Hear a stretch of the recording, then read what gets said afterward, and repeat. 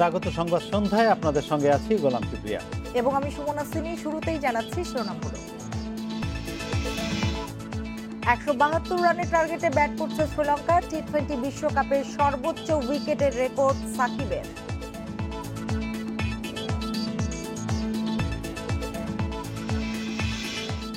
দেশের ভাবমূর্তি নষ্ট করতে একটি মহল কিছু ঘটাচ্ছে, বললেন প্রধানমন্ত্রী। পটুয়াখালীতে পায়রা সেতুর উদ্বোধন।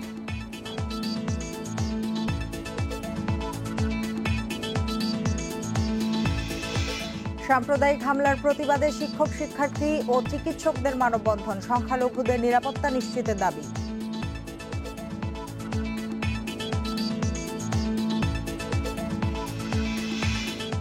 কর্ণফুলী কো-অপারেটিভ সোসাইটির বিরুদ্ধে প্রতারণার অভিযোগ। 20,000 গ্রাহকের কয়েক কোটি টাকা লোপাট।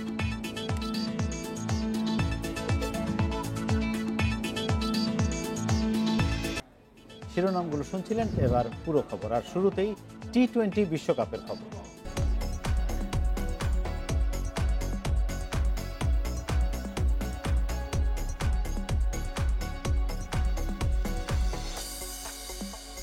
টি-20 বিশ্বকাপে বাংলাদেশের দেয়া 172 রানের টার্গেটে ব্যাট করছে শ্রীলঙ্কা।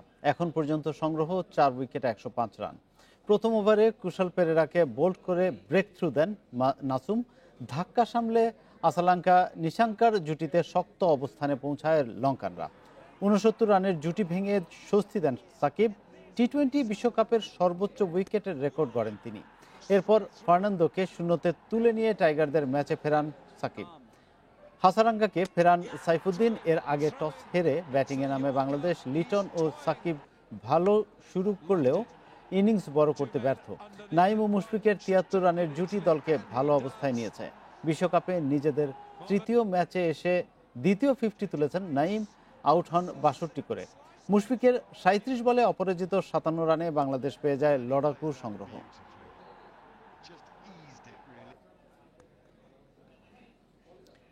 ম্যাচ নিয়ে আরও জানাতে এবার সংযুক্ত আরব আমিরাত থেকে আমাদের সঙ্গে যুক্ত হচ্ছেন সহকর্মী মাজারুল ইসলাম। মাজার, খেলার এখন যে অবস্থা, দ্রুত 3টি উইকেট হারিয়েছে শ্রীলঙ্কা এবং এখন চাপে। এ অবস্থায় টাইগাররা নার্ভ ধরে রেখে বল করতে পারলে প্রত্যাশিত জয়টা পেয়ে যাবে। কি মনে করেন আপনি? না, অবশ্যই আপনি যেটা বলছেন যে প্রত্যাশিত জয়, এখন কিন্তু এটা প্রত্যাশিত হয়ে গেছে। তারপর টি-20 ম্যাচ একটু হলেও আমাদের দেখা উচিত। এবং আমার মনে হয় যে বোলাররা এবং ফিল্ডাররা, বিশেষ করে মাহমুদুল্লাহ রিয়াদ, চেষ্টা করবেন যেন এখনই ম্যাচ আমরা জিতে গেছি এরকম মনোভাব নিয়ে ম্যাচে ক্ষতি না করতে। কারণ আমরা দেখেছি এর আগে ম্যাচগুলোতে আমরা স্কটল্যান্ডের বিপক্ষে, শ্রীলঙ্কার বিপক্ষে এরকম ম্যাচে হেরেছিলাম। তো সেই ক্ষেত্রে মাথায় রাখতে হবে যে শেষ পর্যন্ত যেন কোনোভাবেই তারা একটা ঘুরে দাঁড়ানোর শক্তি না পায় বা সুযোগ না পায়, সেটা মাথায় রাখতে হবে। কারণ আমরা জানি টি-20 ম্যাচ যে কোনো একটা থেকে দুটো ওভার, বিগ ওভার হয়ে গেলে কিন্তু ম্যাচ আবারও হাত থেকে বেরিয়ে যেতে পারে। সাথে বাংলাদেশের একটা বিষয় ঠিক, যে হাতে বোলার আছে, অপশন আছে, সেগুলো ঠিক মতো ইউজ করা যায়, ব্যবহার করা যায়, তাহলে হয়তো বা এই ম্যাচ বাংলাদেশ দল জিততে পারবে, যেটা আপনি বলছেন যে প্রত্যাশিত জয়। অবশ্যই বোলারের অপশনের কথা আপনি বলছিলেন। আমরা দেখছি যে দুপাশে দুই বাঁহাতি অফ স্পিনারে যাচ্ছেন মাহমুদুল্লাহ। কি মনে করেন এই সিদ্ধান্তটা এই মুহূর্তে ম্যাচের কতটা সঠিক? এটা আসলে যদি যেটা বলা হয় আর কি, যে ক্যাপ্টেন যে সিদ্ধান্ত নেন সেটা হয়তো বা ম্যাচের উপর ডিপেন্ড করে। যদি ভালো কিছু হয় ক্যাপ্টেনকে সাধুবাদ জানানো হয়, আর যদি খারাপ কিছু হয় তাহলে হয়তো তার নামে অনেক কিছু বলা হয়। তবে আমার মনে হয় যে উইকেটটা দেখে, এবং আপনি দেখেন উইকেটের স্কোয়ার দা উইকেটে কিন্তু দু একটা জায়গা আছে, পয়েন্ট আছে যেখানে কিনা বাউন্ডারিটা ছোট। রিয়াদ হয়তো বা চেষ্টা করছেন যে ডানহাতি বামহাতি কম্বিনেশন ব্যাটসম্যানকে যেন সেই সুযোগটা না দেওয়ার, এবং এমন ভাবে বোলারকে ইউজ করা যেন কোনোভাবেই শর্ট যে বাউন্ডারি আছে সেখানে 4-6 না নিতে পারে। সেটা হয়তো বা সেই কারণে মাহমুদুল্লাহ এই কাজটা করেছেন। তবে এটা ঠিক যে যদি পার্ট টাইম বোলার বা কাউকে নিয়ে এসে একটা বা দুটো ওভার ভালো করানো যায়, তাহলে এই সময় কিন্তু বড় প্রেসারে পড়ে যাবে শ্রীলঙ্কা। সেটা খুব ভালোভাবেই জানেন রিয়াদ, এবং সেই কাজটা হয়তো চেষ্টা করছেন যেন একটা বা দুটো বোলারদের যে অপশন আমাদের হাতে এখন আছে, সাকিবের 2 ওভার বাকি, মুস্তাফিজের 3 ওভার, সাইফুদ্দিনের ওভার বাকি আছে, এই অপশনগুলো আছে, সেগুলোকে কিভাবে কাজে লাগাতে হবে? ম্যাচের ভাগ্য কার উপর আসলে নির্ভর করছে? দেখুন, সাকিব আল হাসান, মুস্তাফিজুর রহমান এই উইকেটে খেলেছে, এই কন্ডিশনে খেলেছেন আইপিএল এ। খুব ভালোভাবেই জানেন যেখানে কিভাবে ম্যাচের শেষ দিকে বল করতে হবে বা লক্ষ্যটাকে বেঁধে রাখতে হবে তার মধ্যে। এই বিষয়গুলো আইপিএল এ খুব ভালোভাবেই জানেন মুস্তাফিজ এবং সাকিব, এবং সেটা কিন্তু কাজে লাগাবে অবশ্যই মাহমুদুল্লাহ রিয়াদ। সেই চেষ্টাই করছেন এবং আমার কাছে মনে হয় যে সেই দুই বোলার সাকিব এবং মুস্তাফিজ চেষ্টা করছে এবং কথা বলছেন তারা বারবার যে আসলে শেষের দিকে কিভাবে পরিকল্পনা করে বল করা যায়। আমার কাছে মনে হয় যে যে প্ল্যানিং এ এগোচ্ছে বাংলাদেশ দল, সাইফুদ্দিন তো অবশ্যই ভালো বোলার, শেষ দিকে ভালো বোলিং করেন, সাথে হচ্ছে যে 4টা ওভার 5টা ওভার আছে মুস্তাফিজ এবং সাকিবের, আমার কাছে মনে হয় যে তারা দুজন খুবই কেপেবল এই ম্যাচটা বাংলাদেশকে জয় করানো এখন পর্যন্ত। তবে এটা ঠিক যে আমি বলতে চাই যে বিশ্বকাপের মতো টুর্নামেন্ট, সেখানে কোনোভাবেই লাস্ট বল পর্যন্ত জয় না আসা পর্যন্ত নিশ্চিত হওয়ার সুযোগ নেই। শেষ বল শেষ পর্যন্ত অপেক্ষা করতেই হবে অবশ্যই। অবশ্যই। আরব আমিরাত থেকে আমাদের সঙ্গে যুক্ত ছিলেন সহকর্মী মাজারুল ইসলাম। চলে যাচ্ছি পরের খবরটিতে। এদিকে টি-20 বিশ্বকাপে আজ ভারত পাকিস্তান মুখোমুখি হবে। দুবাইয়ে ম্যাচটি শুরু হবে বাংলাদেশ সময় রাত 8টায়। ফরম্যাট যাই হোক, বিশ্বকাপে বরাবরই পাকিস্তানের বিপক্ষে সফল ভারত। টি-20 বিশ্বকাপে মুখোমুখিতে 5 বারই জয়ী তারা। 2007-এর রোমাঞ্চকর ফাইনাল টি-20-র বড় বিজ্ঞাপন হয়ে আছে এখনো। ওই আসর বাদে বাকি 3 দেখায় প্রতিদ্বন্দ্বিতা জমাতে পারেনি পাকিস্তান। অবশ্য এবার অতীত ভুলে ইতিহাস গড়তে মরিয়া চিরপ্রতিদ্বন্দ্বীরা। ওপেনিংয়ে আস্থা, বাবর, রিজওয়ান জুটি। হাফিজ মালিকের অভিজ্ঞতা ওদের বড় প্রেরণা। শাহিন হাসানরা পেস আক্রমণের পরীক্ষিত সেনা।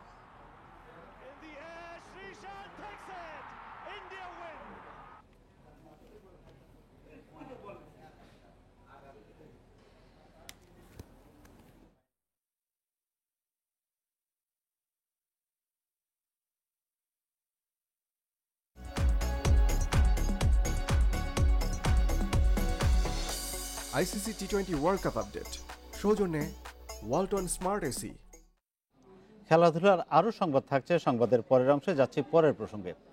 দেশের ভাবমূর্তি নষ্ট করতে ইচ্ছাকৃতভাবে কিছু ঘটনা হচ্ছে বলে মন্তব্য করেছেন প্রধানমন্ত্রী শেখ হাসিনা। পটুয়াখালীতে পায়রা সেতুর উদ্বোধন অনুষ্ঠানে তিনি আরও বলেন, দেশে গণতান্ত্রিক পরিবেশ স্বাভাবিক থাকুক তা চায় না অনেকেই, তারাই এসব ঘটনা ঘটাচ্ছে। এজন্য সবাইকে সতর্ক থাকার আহ্বান জানান শেখ হাসিনা। পটুয়াখালীর পায়রা নদীর উপর প্রায় 1.5 কিলোমিটার দীর্ঘ বহু প্রতীক্ষিত পায়রা সেতু চলাচলের জন্য খুলে দেওয়া হলো। গণভবন থেকে এই সেতুর উদ্বোধন করেন প্রধানমন্ত্রী শেখ হাসিনা। সাথে ঢাকা সিলেট ও ঢাকা তামাবিল মহাসড়ক 6 লেনে উন্নীতকরণ প্রকল্পেরও ভিত্তিপ্রস্তর স্থাপন করেন। এ সময় প্রধানমন্ত্রী বলেন, পায়রা সেতু চালুর ফলে ঢাকা কুয়াকাটা সড়ক যোগাযোগ যেমন সহজ হলো, তেমনি বন্দর সহ ওই এলাকার আর্থসামাজিক প্রেক্ষাপটেরও পরিবর্তন হবে। এখানে পর্যটনেরও সুযোগ হবে, আর সবচেয়ে বড় কথা যে পায়রায় আমরা পোর্ট তৈরি করছি, সেখানে ব্যবসা বাণিজ্যেরও সুযোগ সৃষ্টি হবে, আর সমগ্র বাংলাদেশে একটা যোগাযোগ নেটওয়ার্ক তৈরি হয়ে যাবে। পদ্মা সেতুর নির্মাণ কাজেরও সমাপ্ত এবং ইতিমধ্যে আমাদের মাননীয় মন্ত্রী বলেছেন যে আগামী বছরই এটা চালু হবে। কাজে পদ্মা সেতু চালু হলে পরে আর দক্ষিণাঞ্চলের মানুষের কোনো আর কষ্ট থাকবে না। শেখ হাসিনা বলেন, দেশে গণতন্ত্রের পথ চলা ব্যাহত করতে ইচ্ছাকৃতভাবে নানা ঘটনা ঘটাচ্ছে একটি গোষ্ঠী। কিছু কিছু ঘটনা মাঝে মাঝে ঘটছে, ঘটানো হচ্ছে, ইচ্ছাকৃতভাবে ঘটানো হচ্ছে, সেটা আপনারা নিজেরাই টের পান, যাতে বাংলাদেশের ভাবমূর্তি নষ্ট হয় এবং সেই সাথে অপপ্রচারও চালানো হয়। আমরা যতই উন্নতি করি, ভালো কাজ করি, একটা শ্রেণী আছে বাংলাদেশের বদনাম করতেই তারা ব্যস্ত। তারা কি চায়? তারা এদেশের স্বাভাবিক গণতান্ত্রিক প্রক্রিয়া অব্যাহত থাকুক, সেটা তারা চায় না। একটা অস্বাভাবিক পরিস্থিতি হলে পরে তাদের একটু কদর বাড়ে, সেই জন্য তাদের একটা সবসময় তারা এই উন্নয়নটা আর দেখে না, বরং ধ্বংসই তারা করতে চায়। তবে বাংলাদেশের উন্নয়ন কেউ আর ব্যাহত করতে পারবে না জানিয়ে সরকার প্রধান বলেন, বাংলাদেশ এখন বিশ্বে মর্যাদাশীল অবস্থানে। আজকের বাংলাদেশ আর কেউ হেয় করে দেখতে পারে না। আজকের বাংলাদেশের নাম বললে সবাই সম্মান করে এবং বাংলাদেশ আজকে সারা বিশ্বে একটা মর্যাদা অর্জন করতে সক্ষম হয়েছে। জলবায়ু পরিবর্তনে সবচেয়ে বেশি ক্ষতিগ্রস্ত হচ্ছে দক্ষিণ অঞ্চল। এই এলাকার উন্নয়নে তার সরকার কাজ করে চলছে, জানালেন প্রধানমন্ত্রী। এই অঞ্চলটা যেন জাহিদুল বাশার, ইন্ডিপেন্ডেন্ট নিউজ, ঢাকা। শিকার হতে হলো। সরকারের উন্নয়ন, অগ্রগতি ও দেশ এগিয়ে যাওয়ার কোনো চিত্র বিএনপি দেখতে পায় না মন্তব্য করেছেন ওবায়দুল কাদের।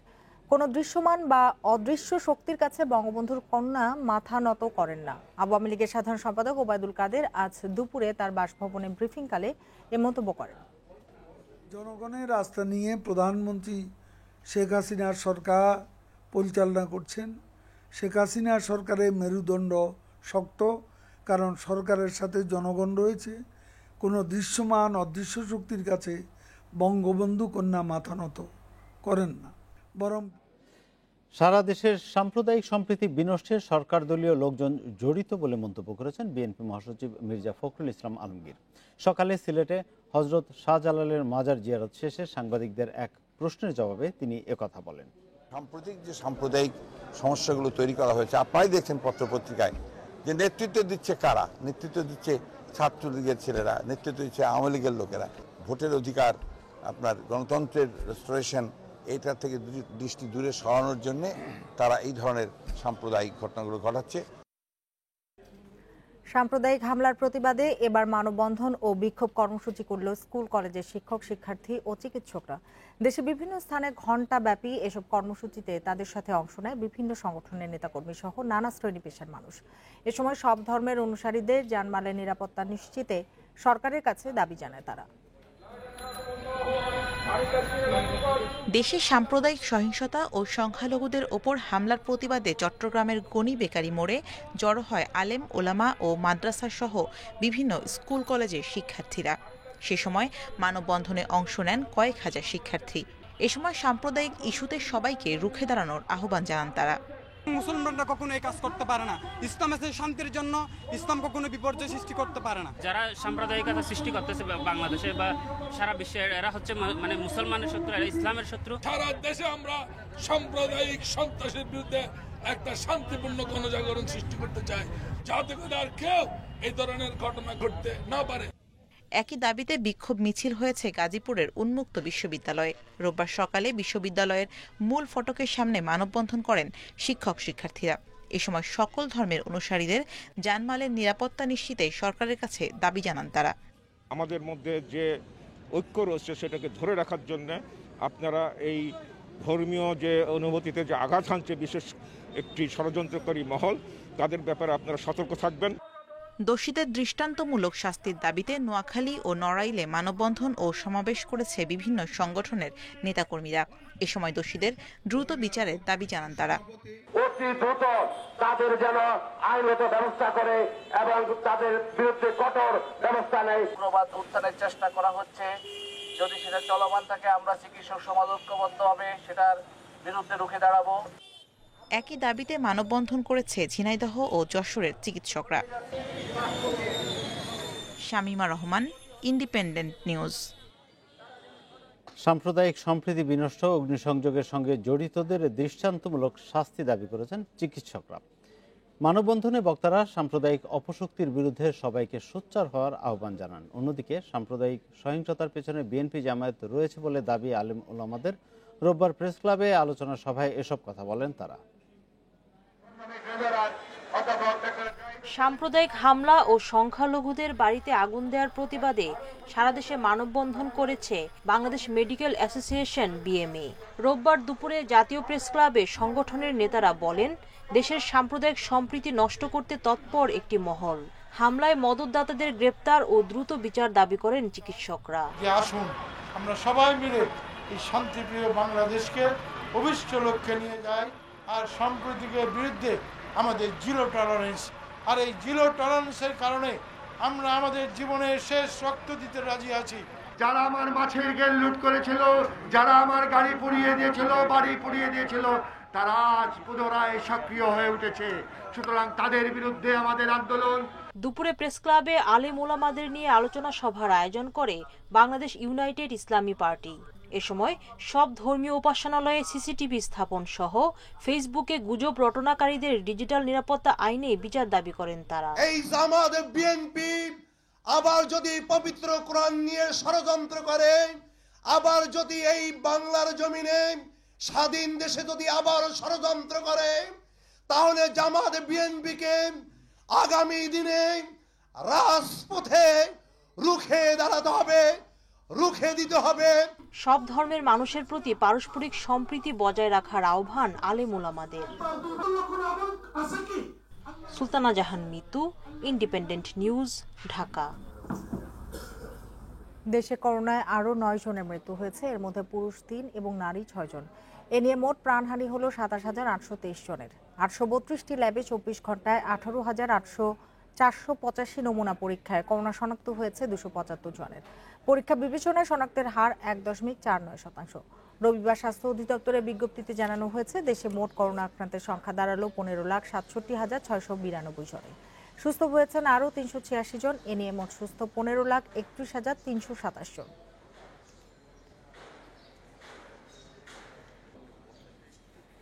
বেশি লাভের প্রলোভন দেখিয়ে প্রায় 20,000 গ্রাহকের কাছ থেকে কোটি কোটি টাকা হাতিয়ে নেওয়ার অভিযোগ উঠেছে মিরপুরের কর্ণফুলী মাল্টিপারপাস কোঅপারেটিভ সোসাইটি লিমিটেডের বিরুদ্ধে। গ্রাহকের সঞ্চয় ফেরত দেওয়া হচ্ছে না, এমনকি টাকা ফেরত। বেশি লাভের প্রলোভন দেখিয়ে প্রায় 20,000 গ্রাহকের কাছ থেকে কোটি কোটি টাকা হাতিয়ে নেওয়ার অভিযোগ উঠেছে মিরপুরের কর্ণফুলী মাল্টিপারপাস কোঅপারেটিভ সোসাইটি লিমিটেডের বিরুদ্ধে। গ্রাহকের সঞ্চয় ফেরত দেওয়া হচ্ছে না, এমনকি টাকা ফেরত চাইতে গেলে মারধর করা হচ্ছে বলেও অভিযোগ গ্রাহকদের। কোনো চোর বা ছিনতাইকারী পেটানোর দৃশ্য নয় এটি। মিরপুরে কর্ণফুলী মাল্টিপারপাস কোঅপারেটিভ সোসাইটি লিমিটেডের অফিসের এক কর্মকর্তাকে মারধর করছেন গ্রাহকেরা। তাদের অভিযোগ, সঞ্চয়ের টাকা ফেরত না দিয়ে দীর্ঘদিন টালবাহানা করা হচ্ছে। এমনকি এই কর্মকর্তা সহ কয়েকজন তাদের মারধরও করে। নিয়ে আমার হুমকি দিছে, পরে 7-8 জনে নিয়ে মারছে। আর আমার কয় বাইন্দা থুইব, কয় তোর কোন বাপ আছে লই আয়। তুই টাকা নিতেছিস, তোর টাকাই পাবি না। কিসের টাকা? এরকম আমার মেন কপি নিয়ে গেছে আমার হাতের থেকে। এর কিছুক্ষণ পরই কাঁপতে কাঁপতে রূপা নামক একজনকে 5 তলা থেকে নিচে নামতে দেখা যায়। জিজ্ঞাসা করা মাত্রই টাকা ফেরত চায় তাকে মারধর করা হয়েছে বলে অভিযোগ করেন ওই নারী।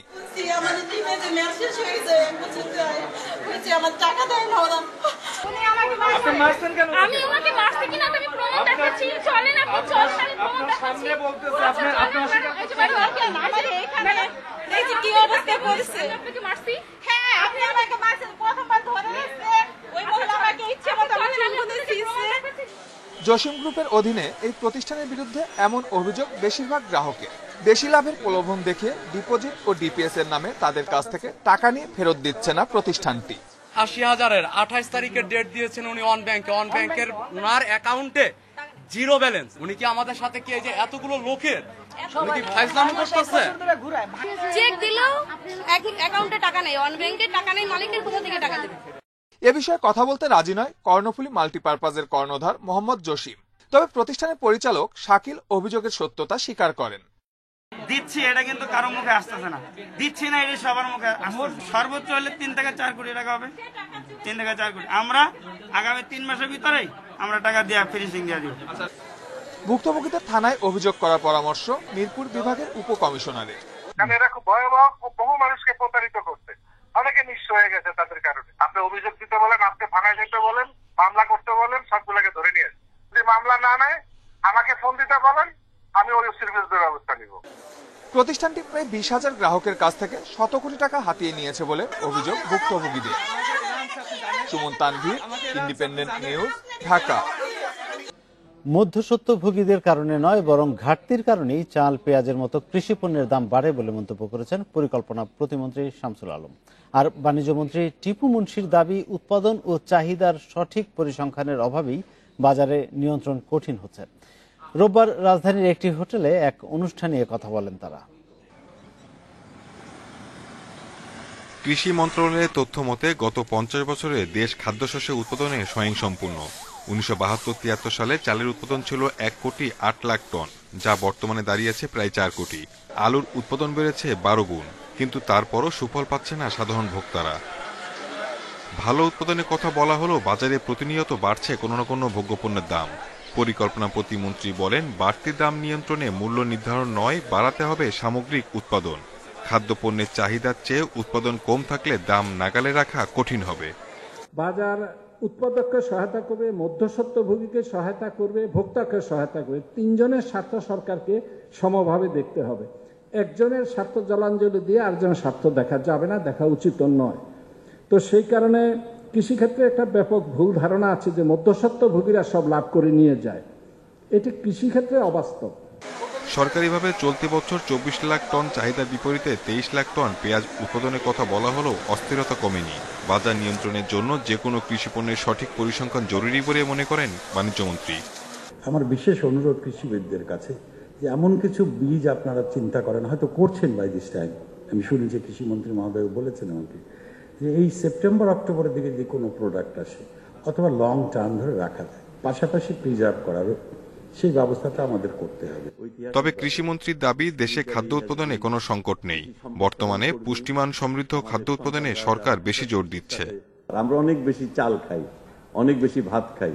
আমরা যদি ভাতেরই কনজাম্পশন কমাতে পারি তাহলে আমাদের চালের যে দরকার এটা অনেক কমে যাবে। এত চাল, প্রায় 400 গ্রাম চাল আমরা প্রতিদিন খাই।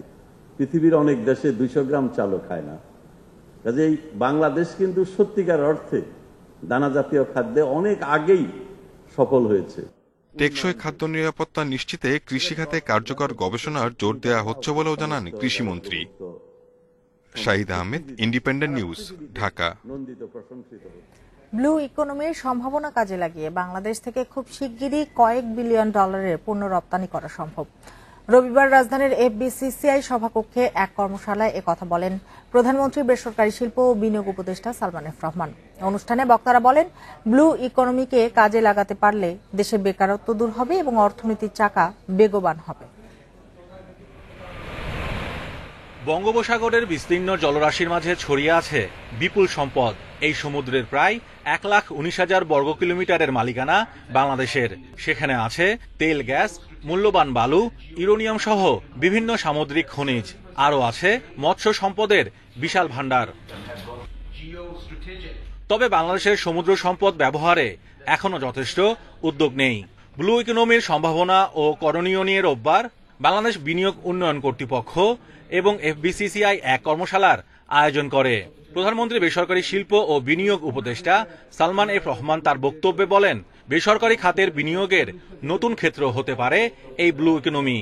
বাংলাদেশের বেসরকারি খাতের জন্য কিন্তু নতুন বিনিয়োগ করার কিন্তু ভালো আমাদের আজকে আমরা অনেক সুন্দর সুন্দর আইডিয়াজ আমরা পেয়েছি। আমি আপনাদের সকলকে আহ্বান জানাবো যে আপনারা কিন্তু এই সেক্টরগুলিতে আপনারা কিন্তু দেখেন কিভাবে এখানে কি potential আছে to invest in these new areas and in these new sectors. ইনশাআল্লাহ আমাদের ব্লু ইকোনমিরও কয়েকটি খাতে কিন্তু আমরা খুব শিগগিরই বিলিয়ন ডলার কিন্তু এক্সপোর্ট ইনশাআল্লাহ আমরা ক্রস করতে পারবো।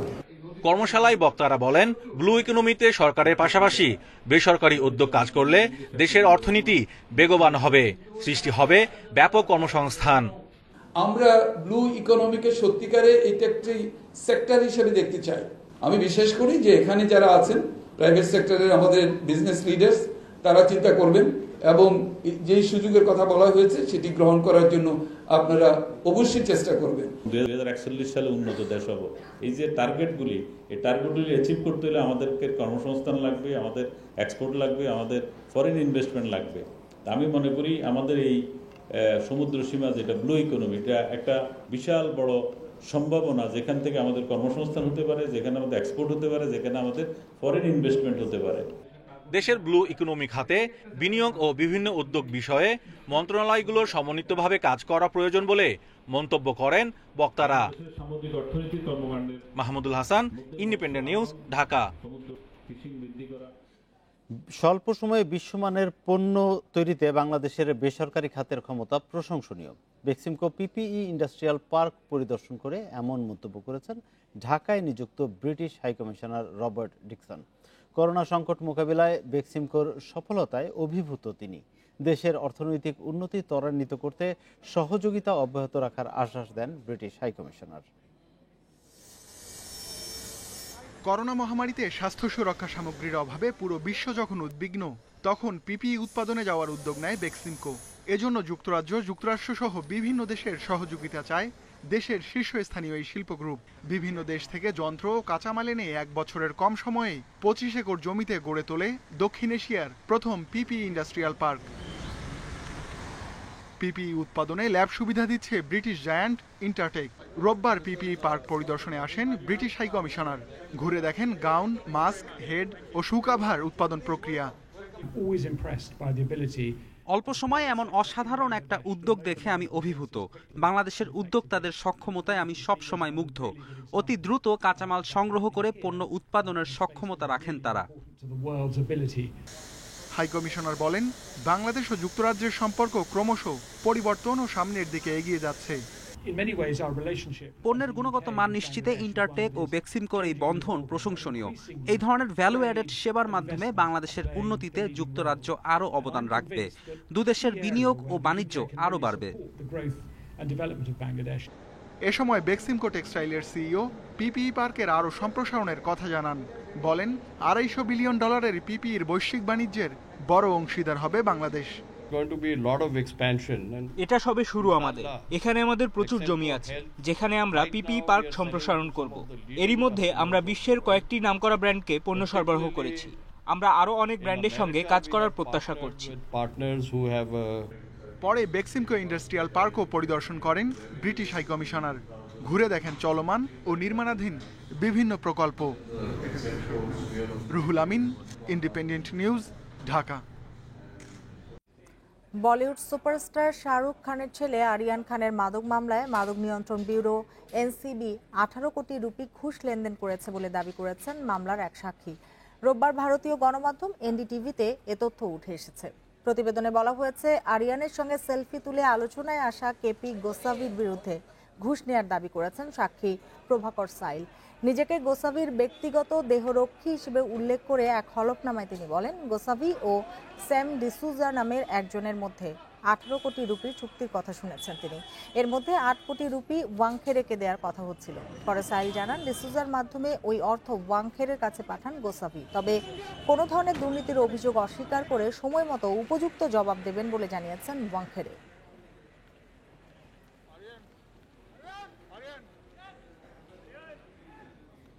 মৌসুমের প্রথম এল ক্লাসিকোতে ন্যু ক্যাম্পে জমবে বার্সেলোনার রিয়াল মাদ্রিদের দ্বৈরথ। মেসি পরবর্তী সময়ে বার্সার তরুণ দল চ্যালেঞ্জ নেবে পরীক্ষিত বেনজেমা ভিনিসিয়াসদের। ম্যাচ শুরু রাত 8:15টায়। অন্যদিকে ইংলিশ প্রিমিয়ার লিগে বিগ ম্যাচ ওল্ড ট্রাফোর্ডে ম্যানচেস্টার ইউনাইটেডের অতিথি লিভারপুল। খেলা শুরু রাত 9:30টায়।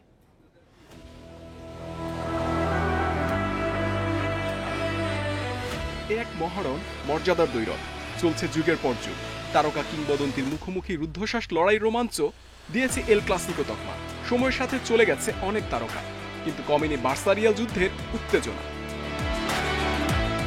রোনালদো মেসি পরবর্তী লা লিগায় এখন মহাশূন্যতা।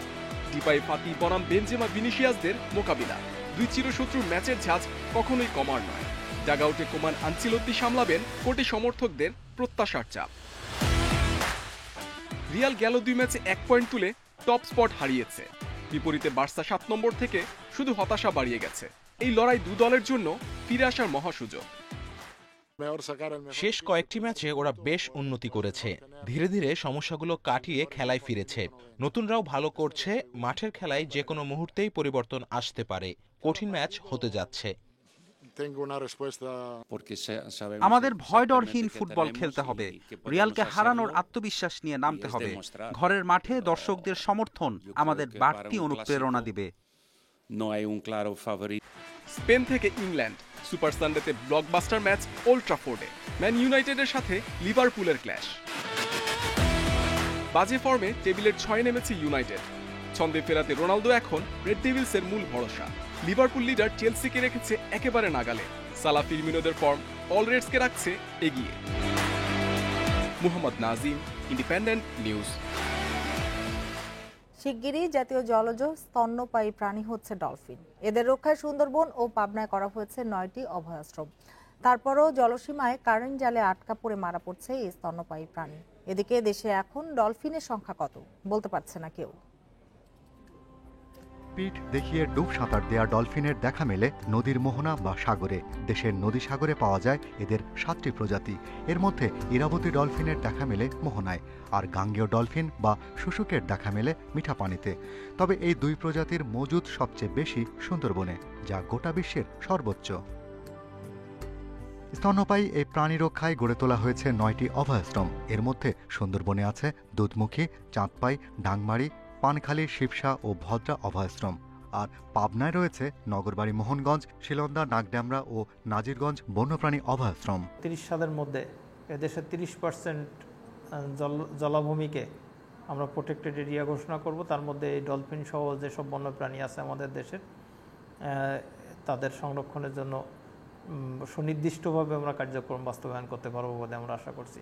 যেটা আমরা বিশ্বাস করি যে এদেশের জীববৈচিত্র্য সংরক্ষণ, বন্যপ্রাণী সংরক্ষণ, জলজ ইকোসিস্টেম সংরক্ষণের ক্ষেত্রে মাইল ফলক হিসেবে কাজ করবে। ডলফিনকে জাতীয় জলজ স্তন্যপায়ী প্রাণী হিসেবে ঘোষণাও করা হবে শিগগিরই। ডলফিন হত্যায় শাস্তি সর্বোচ্চ অর্থদণ্ড 3 বছরের কারাদণ্ড এবং অঙ্গ প্রত্যঙ্গ সংগ্রহ, মজুত ও কেনাবেচায় জেল 2 বছর। Shahriar Anirban, Independent News, Dhaka. আর এই ছিল আজকের সংবাদ সন্ধ্যায়। সব খবর আরো বিস্তারিত জানতে চোখ রাখুন ফেসবুক, ইউটিউব এবং টুইটারে। সাথে থাকার জন্য